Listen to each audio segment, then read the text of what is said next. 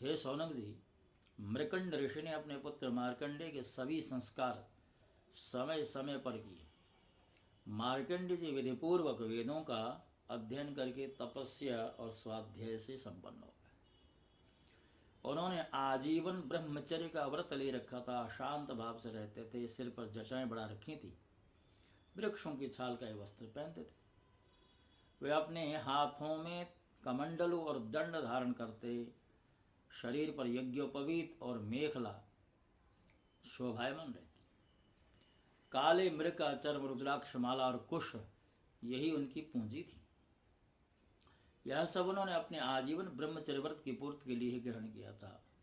वे सायंकाल और प्रातः काल अग्निहोत्र, सूर्योपस्थान, गुरुवंदन, ब्राह्मण सत्कार, मानस पूजा और मैं परमात्मा का स्वरूप ही हूँ, इस प्रकार की भावना आदि के द्वारा भगवान की आराधना करते थे।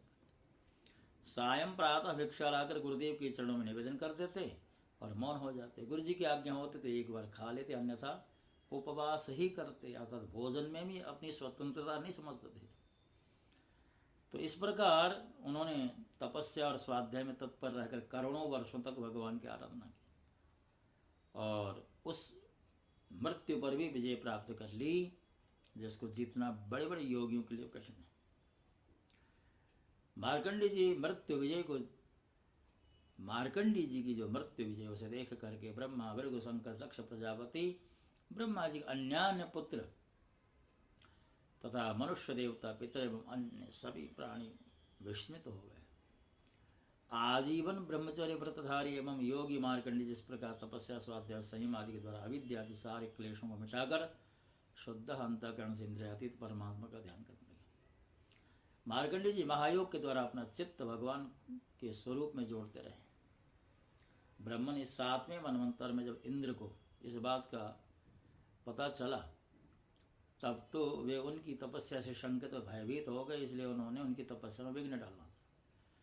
हे शौनक जी, इंद्र ने मार्कंडेय जी की तपस्या में विघ्न डालने के लिए उनके आश्रम पर गंधर्व, अप्सराएं, काम, वसंत, मलयानिल, लोक और मद को भेजा। वे सब उनकी आज्ञा के अनुसार उनके आश्रम पर गए। मार्कंडेय जी का आश्रम यहाँ हिमालय के उत्तर की ओर है। वहाँ पुष्पभद्रा नाम की नदी बहती है और उसके पास ही चित्रा नाम की एक शिला है। शौनक जी, मार्कंडेय जी का आश्रम बड़ा ही पवित्र है। चारों ओर हरे भरे पवित्र वृक्षों की पंक्तियां हैं, उन पर लताएं लहलाती रहती हैं।